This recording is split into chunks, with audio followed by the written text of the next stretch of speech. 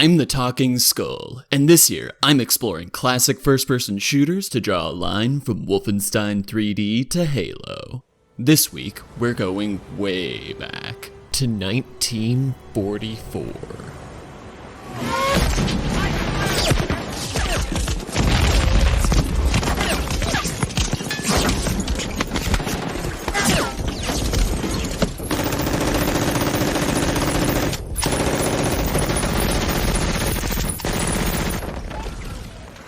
20 years into his much-celebrated career, Steven Spielberg had a vision. He wanted to showcase the horrors of World War II across any and every artistic medium he could.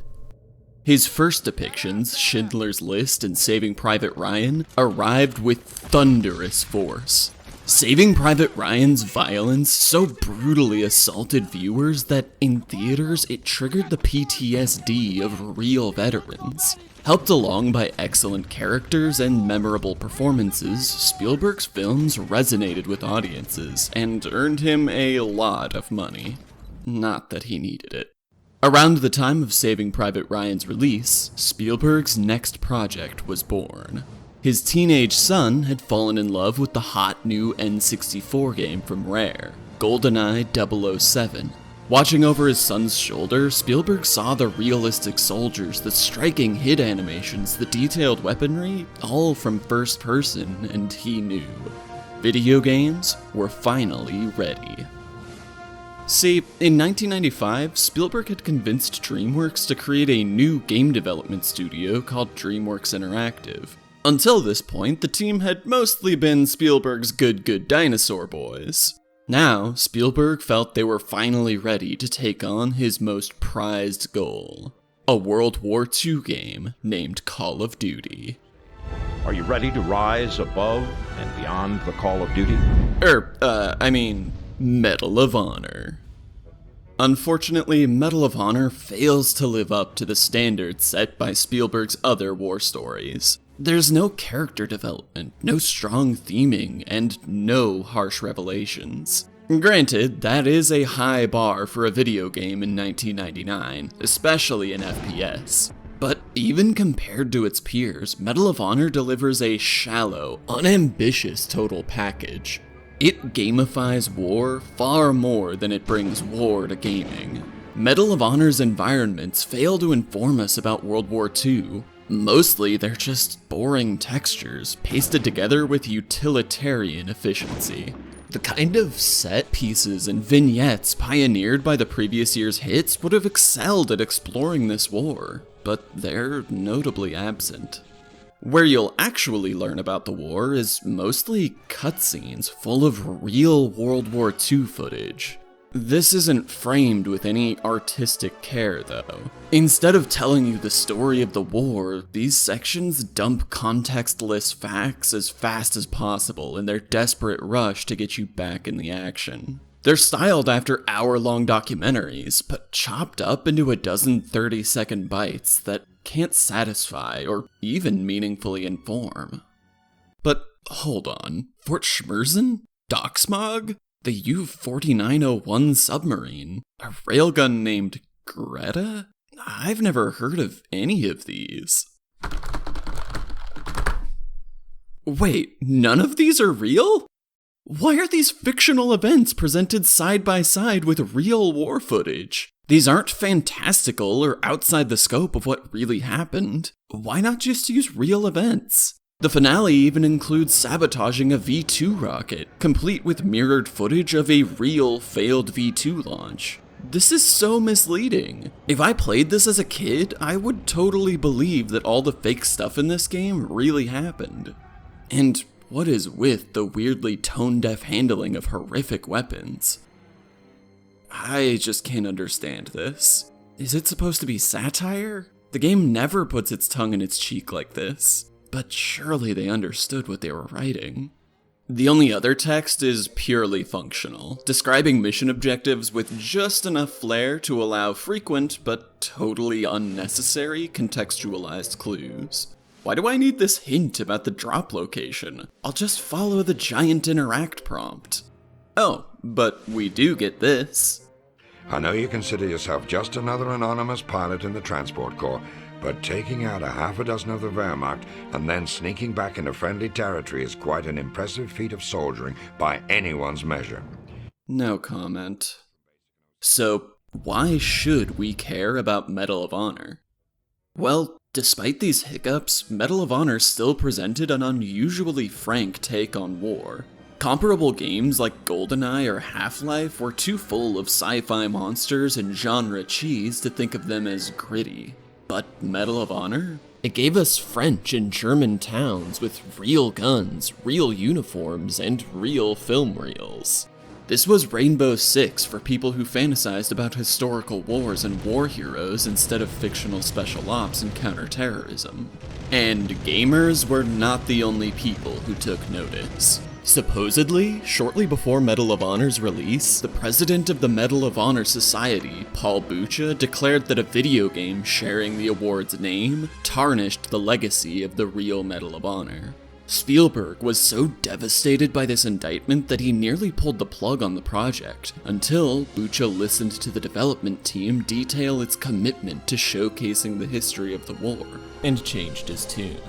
With the Medal of Honor Society now officially on board, Spielberg's pet project would be the first World War II FPS.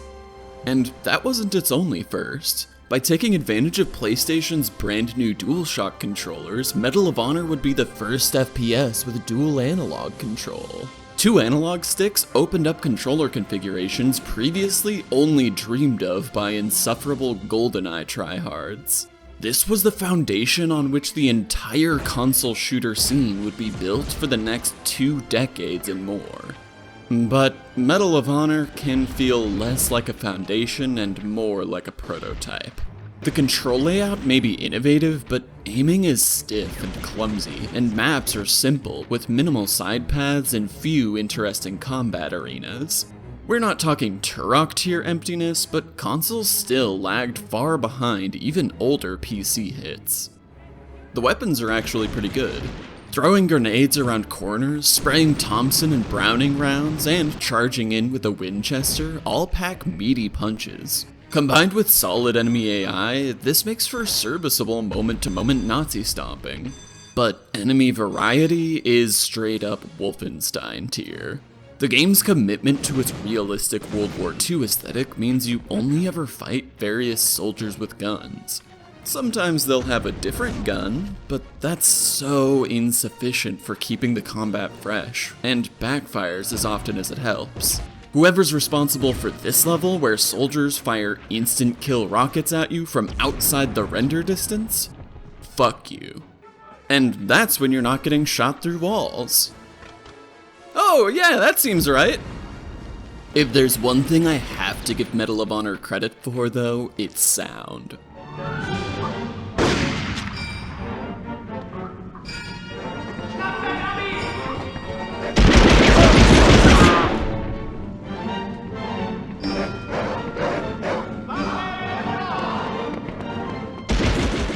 Robust soundscapes embed you in scenes. Gunshot audio comes from the real-life weapons they're modeled after, and Michael Giacchino's bombastic score beautifully calls to mind classic films.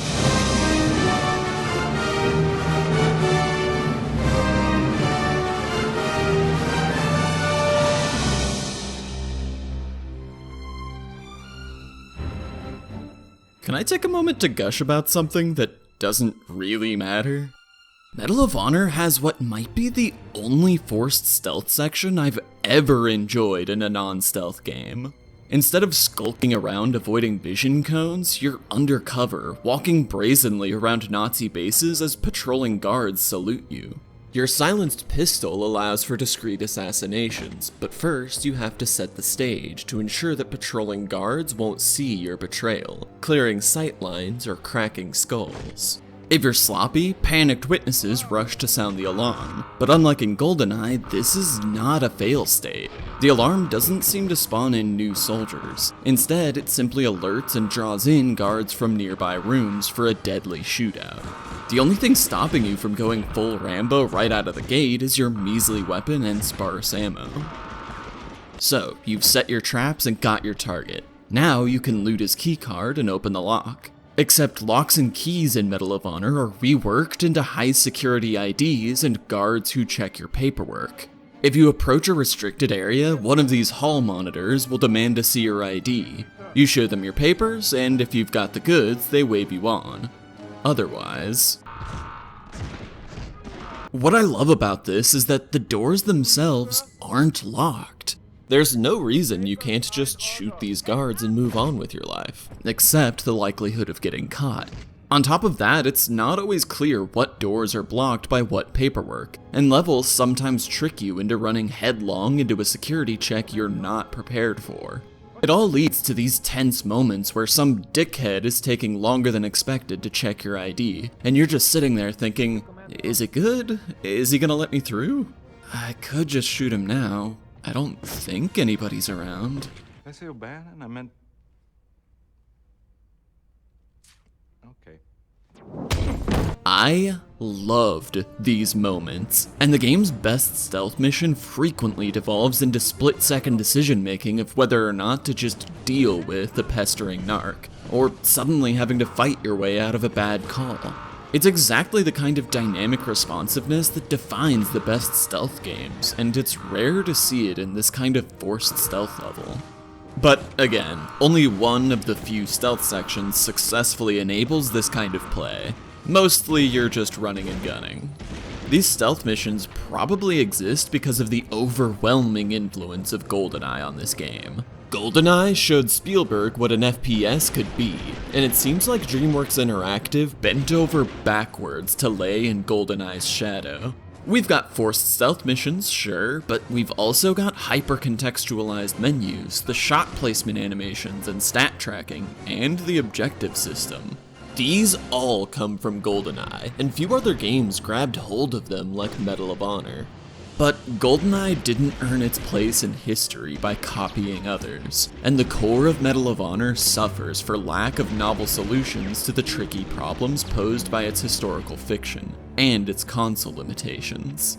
So, while Spielberg would move on to better remembered projects, Medal of Honor's place in history would eventually fade into a footnote on another larger legacy. If this old stuff is interesting to you, check out the rest of my series on classic first-person shooters to see what I had to say about Half-Life and more. And if there's anything you think I should cover, leave a comment so I can see. Next week, we'll see a very different kind of professional killer.